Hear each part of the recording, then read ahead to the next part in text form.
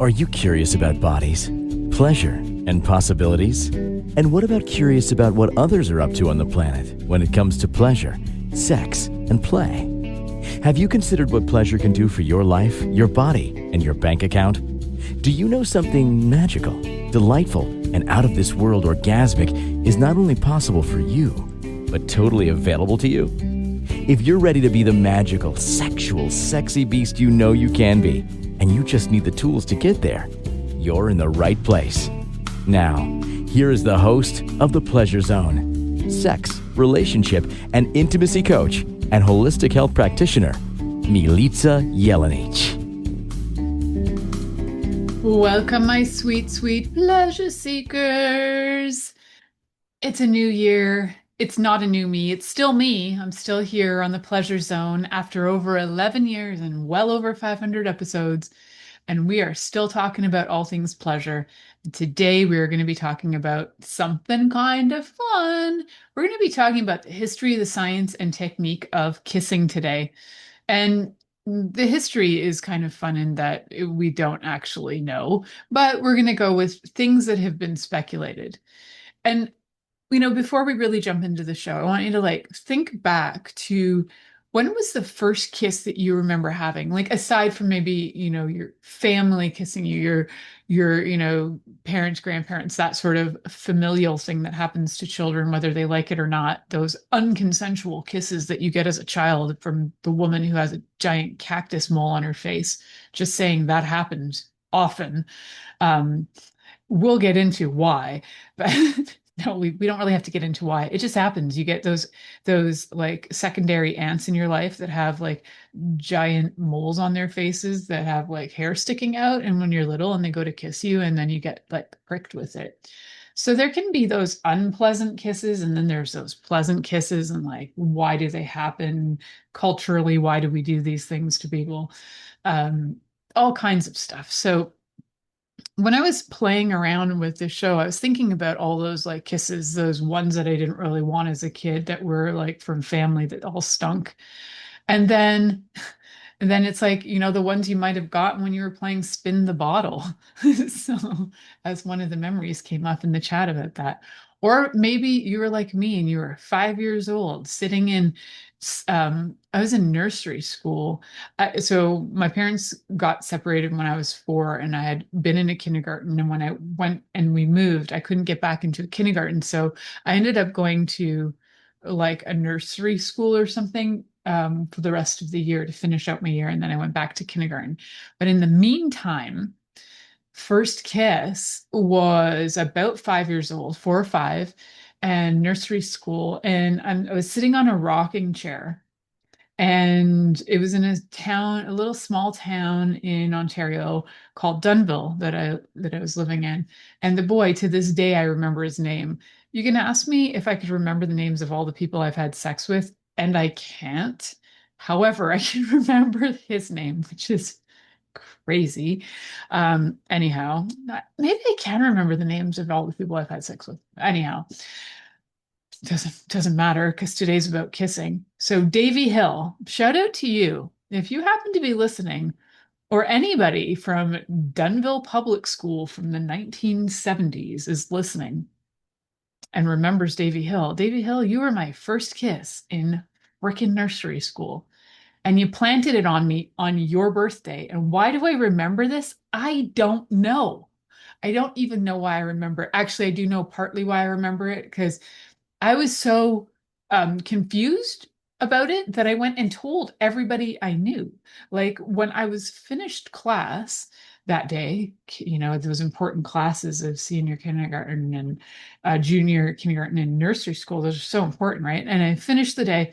I go home. My grandma is like chatting me up on the way because, it's a 1 block talk. And so in that block, I managed to tell her that I was kissed by a boy and it was his birthday. He turned 5, so I must have been 4, or he turned 6 and I was 5. Anyway, he was older. And that's like 10% older when you're that age. Like, damn. So he was older than me.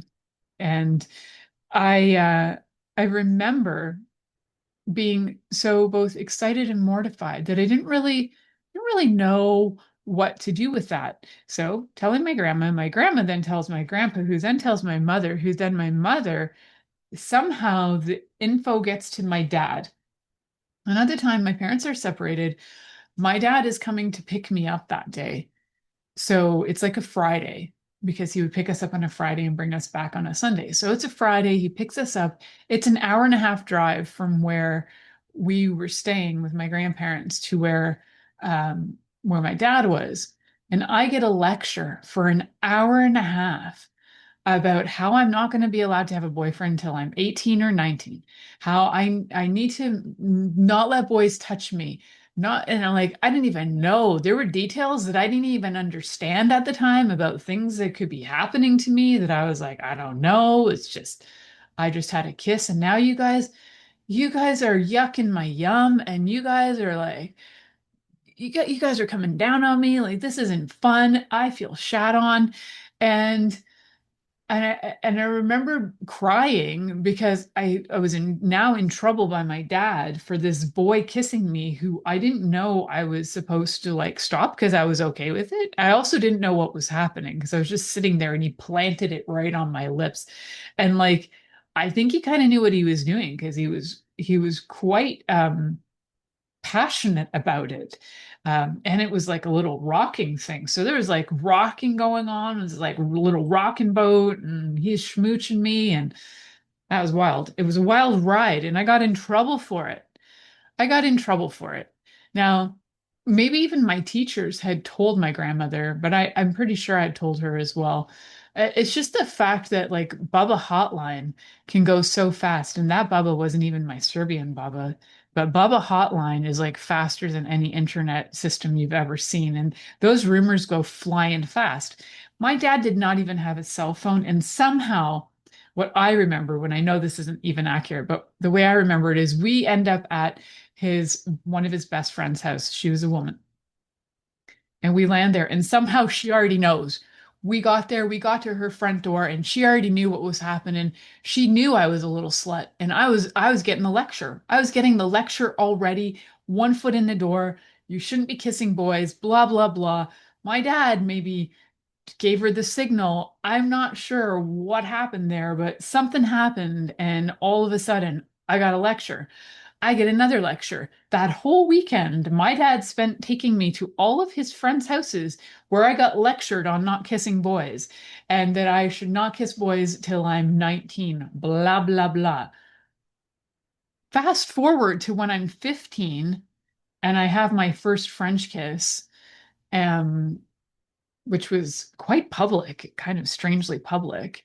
Um, with a guy who was considerably older than me, is like me and these older dudes. He was 21 and I was 15. I don't know if he knew I was only 15, but anyway, shout out to you, Slobodan, if you're listening from Winnipeg. And and you might be. We're still friends on Facebook. But anyhow, let's not do that clip as a clip that goes out to the world. So that kiss was kind of funny because it led to sort of like we like wrote back and forth to each other and that sort of thing. And then my dad, even after the age of 4 or 5, telling me I couldn't have a boyfriend until I was like 18, 19, the age of 15, my dad buys me a plane ticket to go visit this guy the next summer after the first initial kiss, sends me away to go smooch up this guy again, who is considerably older than me.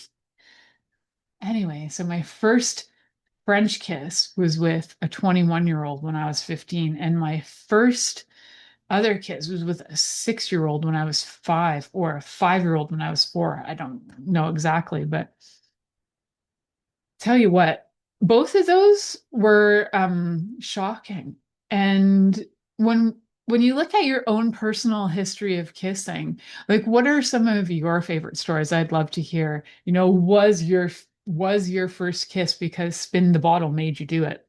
I ended up with a boyfriend too because of a truth dare double dare scenario that landed in a kiss that then a guy became my boyfriend. So I had a few scenarios in my life that were kind of playful that way. Um, yeah, and kissing is a fascinating thing. And it's funny, like I guess when you're young, maybe like your first kisses, you're not that particular, or maybe you are.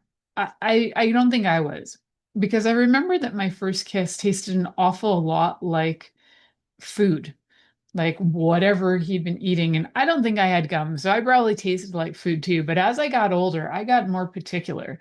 And as I learned more about like what goes on in the microbiome of the mouth, I started to get incredibly particular, especially having an uncle who's a dentist who informed me that you can tell somebody's oral health has changed or if they're kissing somebody new because their mouth will have new decays and different things going on. The hygiene changes, the oral health changes, and probably even what they're doing for hygiene changes. Who knows? Crazy times. So kissing can actually tell us a lot. Kissing can create a lot of health issues for sure. I had mono, aka the kissing disease, when I was in high school. You know, kissing can be construed as cheating too. You could like lose a relationship over kissing somebody. Kissing can start a relationship. We place a lot of significance on like lips and saliva. And then we just run with that and make it super significant. But if we took it all the way back to where that probably started as to like, why do we do these things? The chances are, when you look at historically what people actually think why we started kissing was because at some point, and I know this is going to be hard for some people to believe, there were no blenders in the world. And we also didn't have mortars and pestles yet, probably. So what would happen is mamas, parents would chew food, which mastication, they'd chew the food, get the saliva going until it was like mush, and then put it into the infant's mouth. So because there was no blenders and there was no mortar and pestle, and probably not good enough, anything sharp enough to be able to chop food in a way that a baby would need it, somewhere the genius of humanity realized that you could chew it and feed it to your baby bird, right? Just like mama birds and baby birds, we probably watched animals do it and went, oh, that could be a way to keep that child alive after they have teeth and are gnawing your nipples off. So, and they might not know how to exactly chew food yet. So I think, I think that's probably where it started is, you bought food, you're transferring it over, and sometimes it would be like mouth to mouth contact. So it wasn't like sexual kissing, it was survival kissing. And that survival kissing probably evolved somewhere around 2500 um, BCE. We have record in different writings, like in the Kama Sutra, there's information about kissing and different ways to kiss. So we do know that there is recorded history of kissing. What we don't know is what led to that. And the best guess that we currently have, one of the best guesses, is that it came from probably sharing food. So next time you go to kiss somebody, think about that. Think about all those movies too, keep all this stuff in your mind while you're kissing somebody. I'm kidding. But you watch those movies where somebody goes to kiss another person and their gum gets exchanged or they lose a filling. Like I've never kissed somebody so hardcore that I lose my gum. Or though I've had somebody try to give me their gum, which has made me want to hurl. Blech. No, thank you. I'm funny that way. Like I love when people are like, you're like so open and sexual. Yes, but I also have a thing about saliva and the smell of saliva. It's a weird thing I have. I don't really like the smell of saliva. So if I am kissing somebody, um, their saliva's got to be on point. So otherwise, I'm good with doing everything else but smelling your saliva or licking your saliva. So funny, I'm a funny cat that way. And lots of people don't have that issue. That's a me thing. So me talking about kissing is quite funny to me because it isn't my top priority when it comes to intimacy.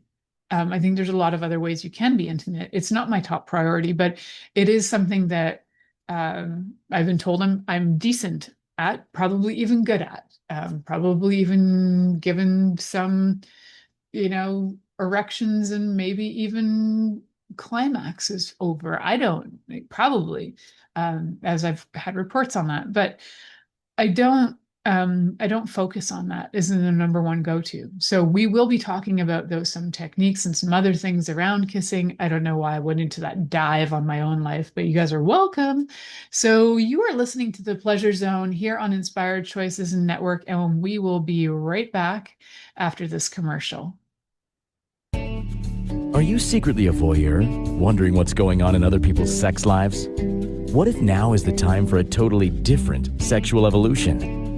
Are you interested in people who are pioneers of different sexual and pleasurable practices? Lean in now with Milica Jelenic, where she will entice you and your body to know your own pleasure zone. On the Pleasure Zone radio show, with sex, relationship, and intimacy coach, Milica Jelenic, you'll receive tools, inspiration, and a foundation to allow yourself to receive more in your sex life, and quite possibly other areas of your life as well.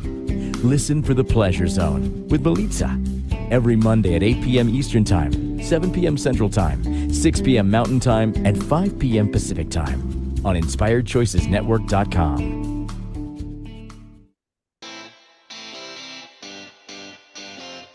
Are you a subject matter expert? Are you here to share your expertise with an audience waiting to hear from you in only the way you can deliver? Are you ready to have your voice amplified across the airwaves? Inspired Choices Network has a global radio platform streaming to millions of people across the world. Professionally produced and supported by an accomplished team every step of the way, you can broadcast from anywhere in the world, knowing your voice matters, and we ensure it is delivered with ease and efficiency. Eager to hear your message, the world awaits. Contact us today to become an Inspired Choices Network radio host. Email become a host at inspiredchoicesnetwork.com. This is the Pleasure Zone with sex, relationship, and intimacy coach, Milica Jelenic. To participate in the program today, join our live studio audience in our chat room at inspiredchoicesnetwork.com. You can also make the choice to ask or comment by email, info@milicajelenic.com. Now, back to the program. Welcome back, my sweet pleasure seekers. I'm your host, Milica Jelenic, and you are listening to the Pleasure Zone here on Inspired Choices Network, or many of the many other places that you might be listening to it via podcast format, or whether you're listening and watching on video or just audio. Wherever you're at, I am so grateful for you just being here and listening to me and my crazy self. If you happen to have ideas for shows, after all, I've been doing this for over 11 years. Sometimes I need ideas. If you have ideas that you'd like me to talk about, please feel free to send me a message. I love them. I have done several shows that have been dedicated to listeners who have written letters to me, and I'm forever grateful for those. They usually end up being some of my top listens, which I love that too. And sometimes they're topics that I hadn't thought about because they're not necessarily topics that I dive into that often. Or like one of the topics that I had from a listener was about belly buttons being erogenous zones, and I thought that was really cool. Like that there was a kink for belly buttons, and I was like, well, now I'm curious. I got to dive into that. So it's those peculiarities that I love. I love the unique stories and I love the unique interests. So as long as they're legal, they don't involve anybody that's, as long as the people are consenting to all these actions, I'm happy to talk about it. Cool. So we were talking in the first segment about my own personal history, as well as what we think of as the history of kissing, which is probably goes back to like mothers or parents passing on food or whatever, people passing on food to infants, so that there's a survival aspect to it. There's also the idea that studies with bonobo, are they chimps or what are they? Whatever, bonobos. So, and chimpanzees, I think bonobos are separate from chimpanzees. So they have a history of using things like kissing actions as a form of hygiene, right? So that they use it to groom each other, even to feed each other. And that I could see that humans could have watched that, seen that, or been that, and then that translates over. That we still might do something like a grooming version of kissing at first, where, I suppose like if you're kissing somebody all over their body, um, it could look like an act of grooming if we were fully hairy and we had like little bugs and stuff, which we do, by the way. We all have little tiny microscopic bugs all over us. Sorry to horrify you. But they were visible and you were like trying to take them off, as animals tend to do with each other, like especially bonobos and chimps are always like picking things and nits and things off of each other. So if we lived through that and we were finding other ways, especially if you're eating those things, you would probably maybe just go right up to the body and save time and just eat right off the body. It's like, I don't know, a buffet. So could have evolved from that too. Could have evolved from many things. One thing that isn't written about in the actual history is maybe humans just did it because it was also like if you're in a colder climate, maybe you needed it for warmth, so you would get close to each other to breathe on each other, and that led to the desire to kiss. I don't know. I think there could have been many things. You can also look at the different kinds of kissing, right? When you look at the indigenous people of the North in Canada, so the Inuit, they they talk about that the kissing for them can be via the noses, touching noses, rubbing noses. Then there's variations of kisses, right? I think I did an entire show on kisses before too. I've done a couple. I think I did one that was called "A Kiss Is Not a Contract," or I talked about a kiss not being a contract in that one. Um, Although a lot of times you seal a marriage with a kiss, so it can look like a contract for sure. But then we have the romantic kiss. And how does the romantic kiss evolve?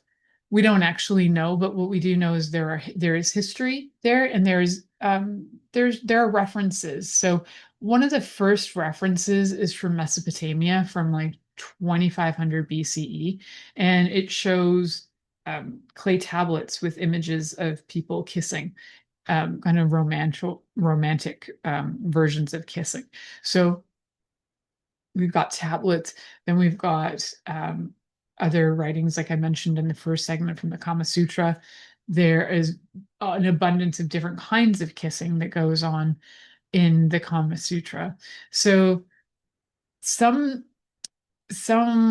historians of human sexuality would say that the romantic kissing that we know today probably evolved somewhere from India and moved across and spread into different areas. So romantic kissing compared to other kissing, because I had mentioned earlier in the show, like being kissed by, the auntie with the giant mole on her face. I don't remember what her name was, but I remember her, and I remember her nickname. In my head, I called her Cactus Lady because it was like a cactus coming at me. So those familial kisses, and those are, quite common. You might see it different ways in different numbers of times and different styles in different cultures. We'll talk a little bit about that too. But the next variation that kind of comes out after the references of India is the 5th century ancient Greece and Persia, where there are descriptions of mouth kisses being written about in Herodotus. And then also hand kissing is discussed in the Iliad. So I've not read either. I've just read the references that come from those.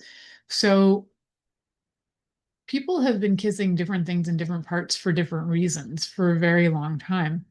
I know that in Serbian culture, so my dad is Serbian, and it is tradition that when you see somebody, instead of, well, you shaking hands, you might hold their hand, but then you'll kiss. You might not even hold their hand at all.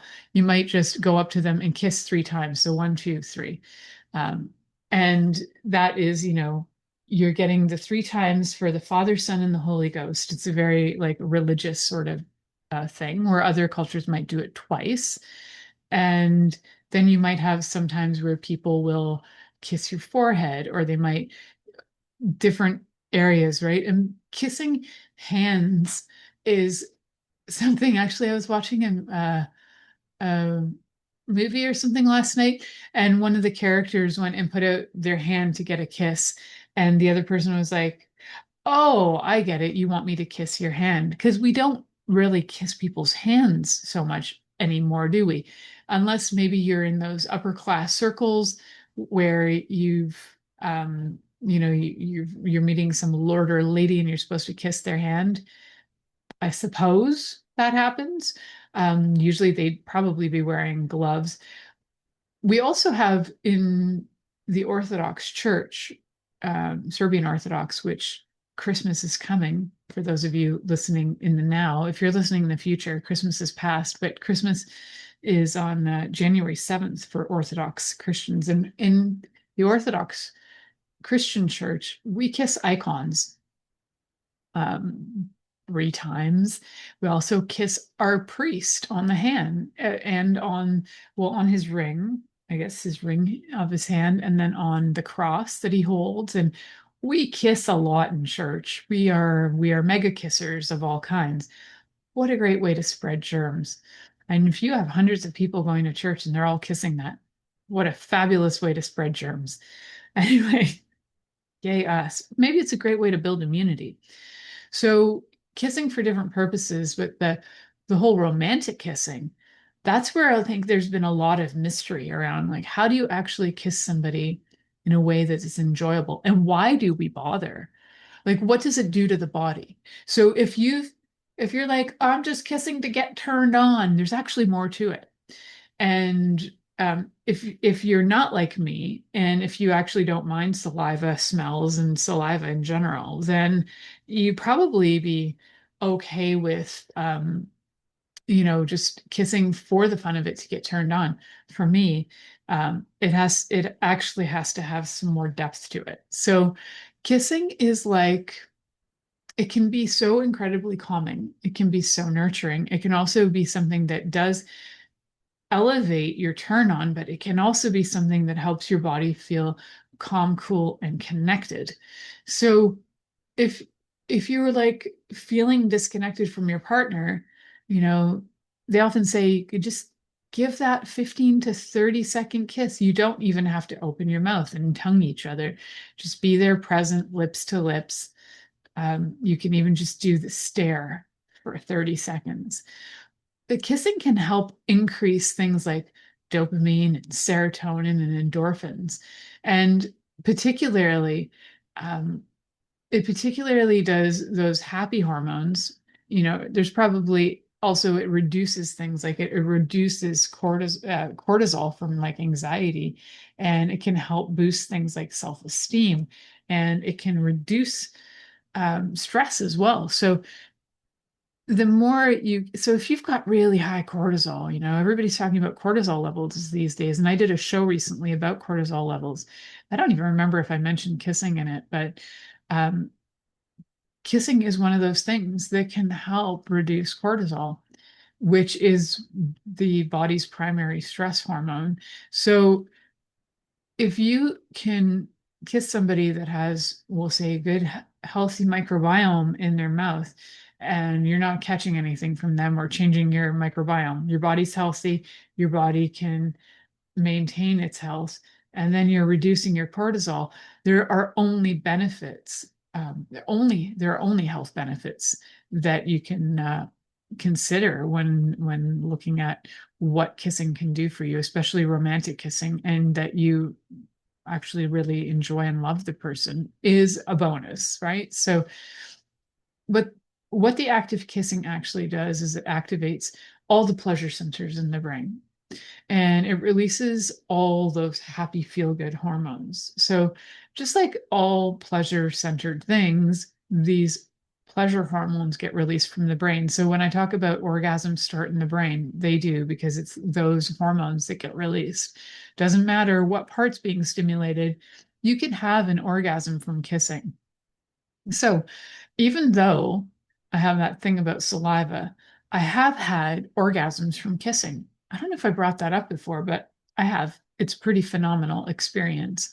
Um, and why is that? It's because it's all in the pleasure center. And if you allow your body to just let her go, I bet you could also have orgasms from kissing too. We'll talk more about that though. So I'm your host, Milica Jelenic, and you're listening to The Pleasure Zone, and we will be right back after this commercial. Are you secretly a voyeur, wondering what's going on in other people's sex lives? What if now is the time for a totally different sexual evolution? Are you interested in people who are pioneers of different sexual and pleasurable practices? Lean in now with Milica Jelenic, where she will entice you and your body to know your own pleasure zone. On the Pleasure Zone radio show, with sex, relationship, and intimacy coach, Milica Jelenic, you'll receive tools, inspiration, and a foundation to allow yourself to receive more in your sex life, and quite possibly other areas of your life as well. Listen for The Pleasure Zone with Milica every Monday at 8 p.m. Eastern Time, 7 p.m. Central Time, 6 p.m. Mountain Time, and 5 p.m. Pacific Time on InspiredChoicesNetwork.com.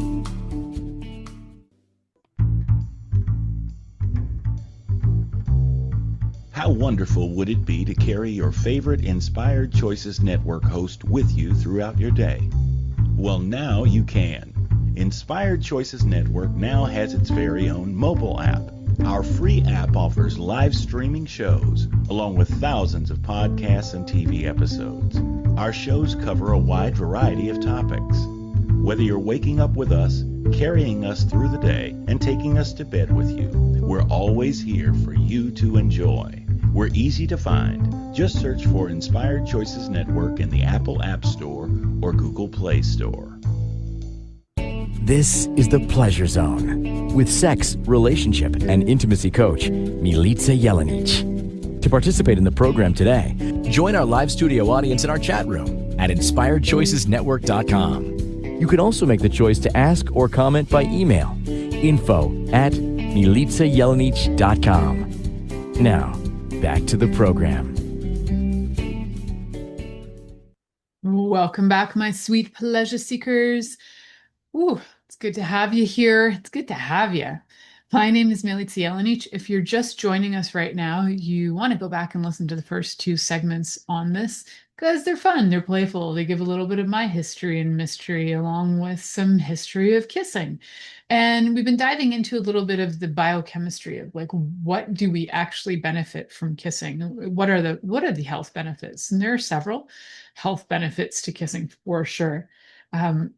As much as you can have the microbiome of your mouth start to be destroyed, you could also think of it as if you have really good microbiome and you're giving that to somebody else, you might help to improve theirs. You know how they do like fecal transplants? I'm guessing that the same might be true for saliva.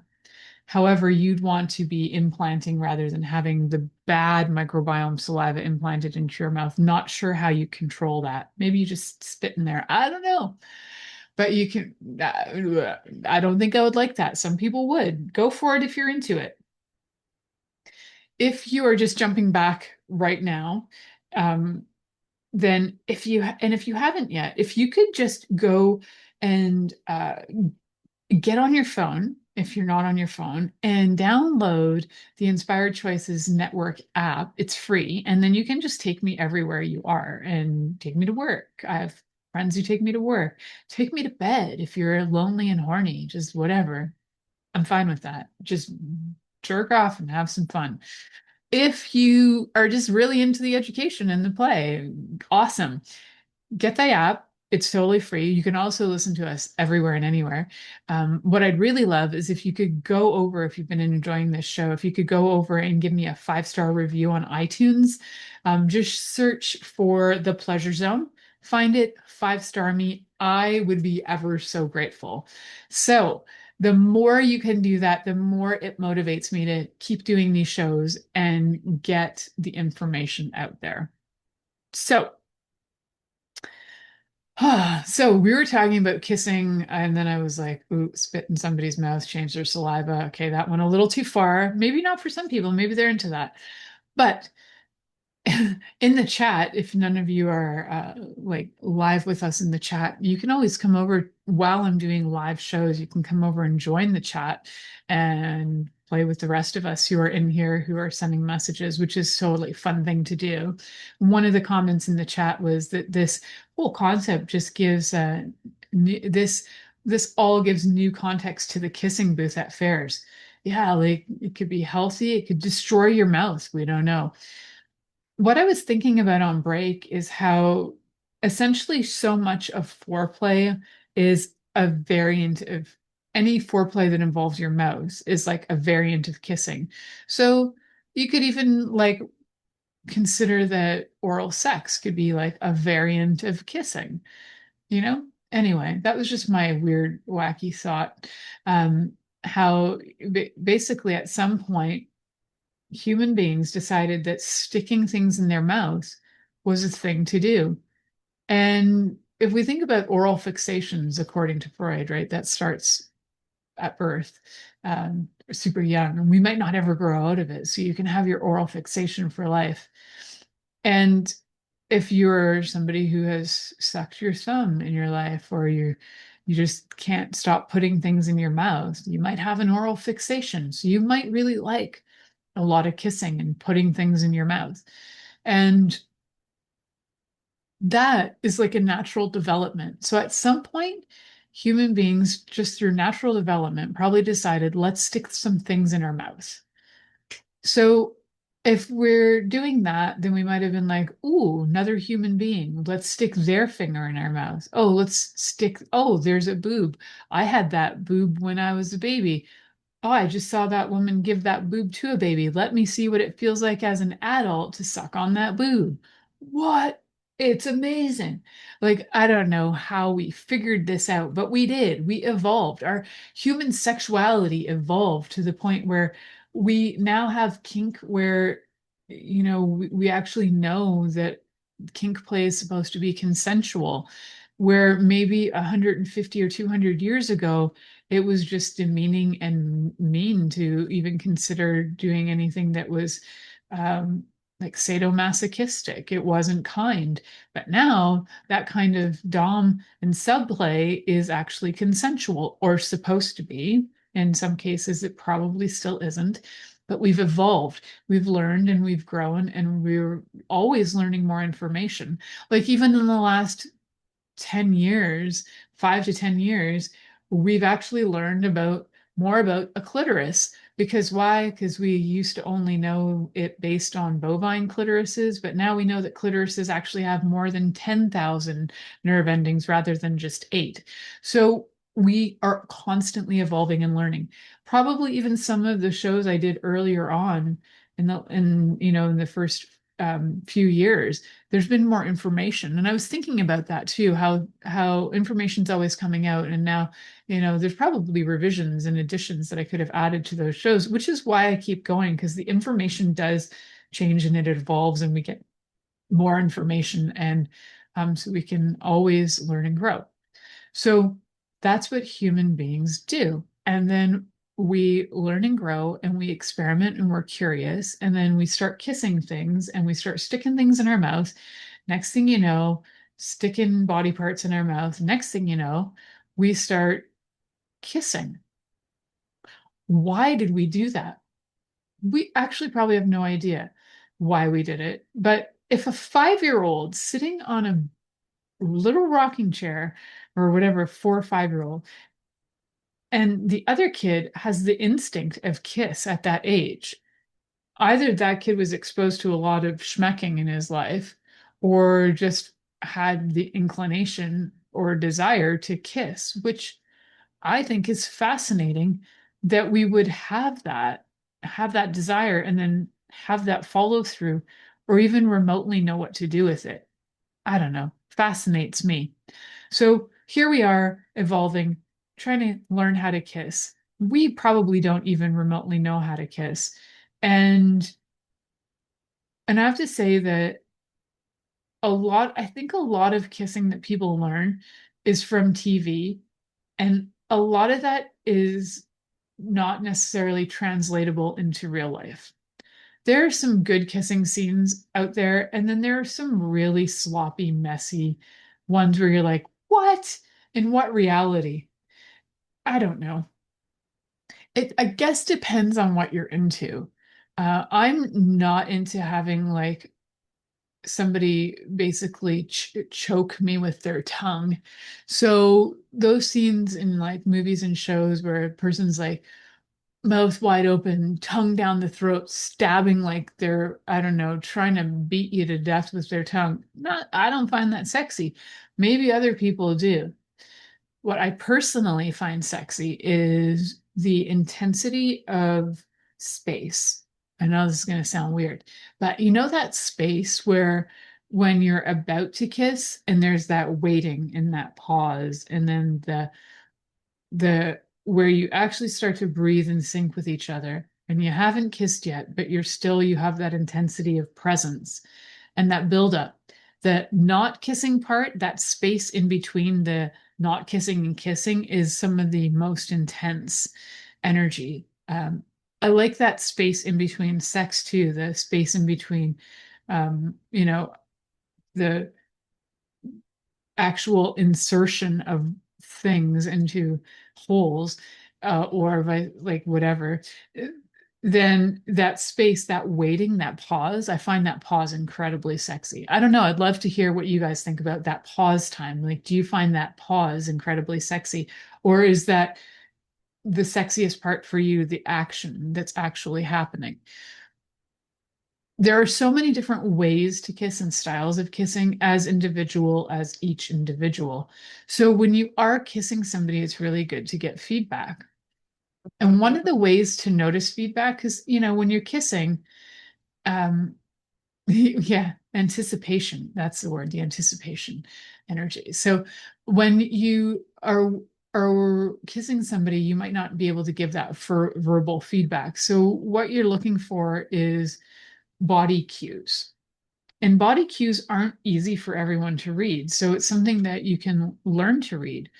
I think that all things sexual are a skill we develop. Just like you might have some innate talent, but you also probably need to develop your skill. Just like you could have innate talent at playing the violin, but you can develop it to become masterful.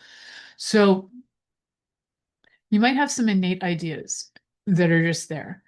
And if you follow your partner's lead, if they're like leaning in more, and you are like, oh, okay, I can do that, and you lean in more, then it's great. But sometimes some people just get aggressive and they don't follow the energy and they don't follow the lead and they don't play the dance of follow the leader. So it's good to know who the leader is, but then the leader can switch, and then you notice that energy when the energy switches. Does that sound too crazy to you guys, or does that make sense? Because to me, very kissing is very much a dance of follow the leader. And if you follow somebody's pressure response to your lips and you match that pressure response, and if you want a little bit more and you give a little bit more, but they pull back, then that's not for them, right? So you can test the pressure response. You can test the mouth open response, whether they want that or not. And you can test that by going really slow, like pressure on lips, then go really slow for the open and just see how comfortable they are. And they might want to close again. Cool. Then you back off and you might want to kiss somewhere else for a minute because maybe that intensity on the lips is too much. So maybe kissing somewhere else. And you can have these conversations beforehand, because I think when people fail to have these conversations, things get weird. But have conversations about neck kissing, because some people go overboard and then they start leaving hickeys. And I think, to me, hickeys are like a sign of ownership, and I'm not good with hickeys. I'm not a fan of them. I'm like, if somebody wants to bruise me, then like what is that? Like, if you punched me and bruised me, that's not okay. So why is biting me and bruising me okay? Anyway, that's my opinion on hickeys. Not a fan at all of hickeys. Um, the the intensity, though, you could be kissing and there could be maybe pressure on the neck. There could be slight licking, as long as the saliva is all right. I'm funny that way. And there might be other areas. Maybe you want to kiss right at the back of the neck. Maybe you're kissing them down their back first before you even kiss their mouth. Maybe your whole kissing experience isn't exactly what they show in movies where everybody goes for the mouth and they basically swallow each other whole. Which was my first experience watching a kiss on TV, which was watching Dallas. And I think it was JR kissing his wife or something. Yeah, maybe that, or maybe it was the character Bobby kissing his wife. Can't remember. I was pretty young, like 7 or 8, and I cried. I was mortified. I thought that he was biting her face. I thought he was harming her. And that's the thing is, when you're a kid and you read energy, you can see and feel like the almost like the violence in something when it other adults would deem it as that's sexy. Not really. It's more violent. There wasn't any like sweetness in it. Where later on I could see kissing and it was like, okay, there was sweetness there. There wasn't. That was violent. Like it's a funny thing when you feel and read energy in kisses, and sometimes they just come across as incredibly violent. So so we're going to come back. I want to share with you guys one comment before we go to break, though. So one of the comments in the chat was about so much kissing being received was just stick the tongue in the mouth and swish it around messily. Ugh. Yes, not fun. Your mouth is not a toilet with a toilet brush going in to wash it. It's not the style. It's not the method. Ugh. I don't know if I gave my vomit sound good enough, but that is not fun. All right, so we're going to head to the next commercial break. My name is Milica Jelenic, and you are listening to The Pleasure Zone here on Inspired Choices Network, and we'll be right back after this commercial. Are you secretly a voyeur, wondering what's going on in other people's sex lives? What if now is the time for a totally different sexual evolution? Are you interested in people who are pioneers of different sexual and pleasurable practices? Lean in now with Milica Jelenic, where she will entice you and your body to know your own pleasure zone. On the Pleasure Zone radio show, with sex, relationship, and intimacy coach, Milica Jelenic, you'll receive tools, inspiration, and a foundation to allow yourself to receive more in your sex life, and quite possibly other areas of your life as well. Listen for The Pleasure Zone with Milica every Monday at 8 p.m. Eastern Time, 7 p.m. Central Time, 6 p.m. Mountain Time, and 5 p.m. Pacific Time on InspiredChoicesNetwork.com. This is The Pleasure Zone with sex, relationship, and intimacy coach, Milica Jelenic. To participate in the program today, join our live studio audience in our chat room at InspiredChoicesNetwork.com. You can also make the choice to ask or comment by email, info@milicajelenic.com. Now, back to the program. Welcome back, my sweet pleasure seekers. I don't know if I've already told you guys this in this episode, but I don't think I did. If you ever would like to just get in contact with me and have a little chat, head over to my website, milicajelenic.com, and you can book a little time with me. It is still available on the website to do that. That is going to be an offer until I remove that from the website. So it's still there. So go take advantage of it. So while we're on break, just for fun, I Googled how to kissing techniques. And I was just curious what Google had to say. So here's the overview from Google, which is exactly what I've already told you guys, but it's worded in Google speak. So effective kissing involves starting slow and gentle, keeping lips soft, varying pressure and focus, lips, neck, etc. Using hands gently and paying attention to your partner's responses to build intimacy. With French kissing, starting subtly with the tongue after initial lip contact. Communication and mirroring your partner's actions are key for a synchronized, enjoyable experience. You're welcome. That is my commercial voice. I hope you enjoyed it. But essentially, the summary of everything I just said. And I'm wondering, did Google just listen to the show and then just create that? If so, sweet Lord, that is amazing. Yes, comment in the chat room that I must have the best browser history. My browser history sometimes scares me. I actually wonder if I will, be like arrested for things I do research on. But so far I'm good. So far it's research, folks. For those of you who are looking at my browser history, it's 100% research. All right, just being clear. So, as you heard from our friend Google, the mirroring technique, like I was saying, if you go to add a little pressure and that person pulls back, well, then know that they're not asking you to lean forward more and stick your tongue forcibly into their mouth that's closed and then try to open it and like pry open their mouth and teeth by sticking your tongue in there.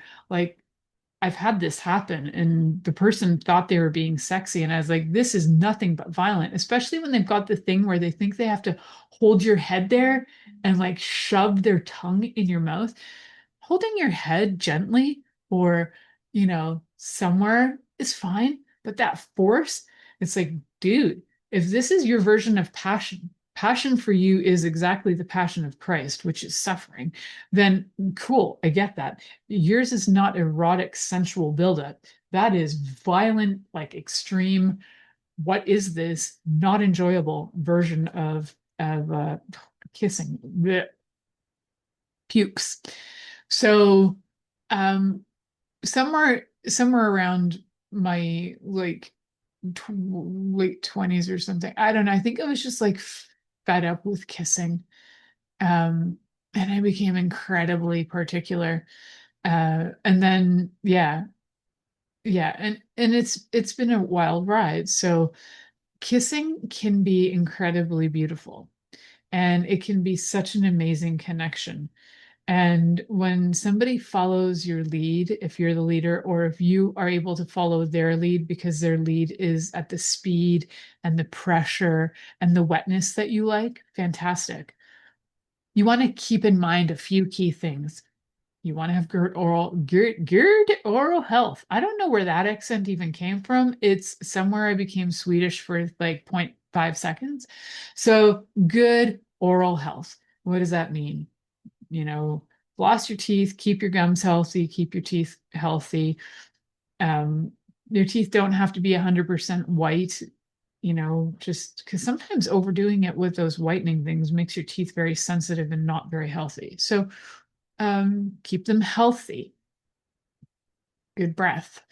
The technique of also not having super dry lips, right? That isn't so fun either. Not having a shit ton of saliva just pouring out, like as if you just ate some sour candy and it's all just like flying out of your mouth, like dripping. No, overindulgence of saliva it's not cool. I'd choke on it. So your mouth needs to be not dry. You can always have a drink around. And, deep, good breath is helpful. Then the technique is all about that mirroring. Go slow, follow the lead, touch in other places, ask what they like. Ask them to show you what they like. Because so many times we assume that we're supposed to know. But if you know what you like, then you can be the leader. And if you don't really know what you like, then what a great time to discover together what you might like. What a fun thing to do. What a great way to build something unique with each other, especially if you haven't had like a whole ton of lovers in your life. And then it's something very specific that you have with your partner can be lovely. If you've had many lovers and you know the kind of style of kissing you like, then you can always be the leader and show. And also maybe you can learn new techniques from your partner. Having the tongue shoved down your throat to the point where you're about to choke. I never found that sexy, but I'm taking votes here. If you are listening on any platform where you can comment, I'd like to know your vote on what kind of kissing do you like? Do you like it slow with like medium pressure? Like, what do you like? I want to know. I want to know. Let's share this info out there and get people to be more skilled and be okay with learning that as a skill. Thank you for choosing to listen to The Pleasure Zone with sex, relationship, and intimacy coach, Milica Jelenic. We'll return next Monday at 8 p.m. Eastern Time, 7 p.m. Central, 6 p.m. Mountain Time, and 5 p.m. Pacific on InspiredChoicesNetwork.com. We hope you'll join us. Until then, have the best week of your life by choosing to be turned on and tuned in to your body.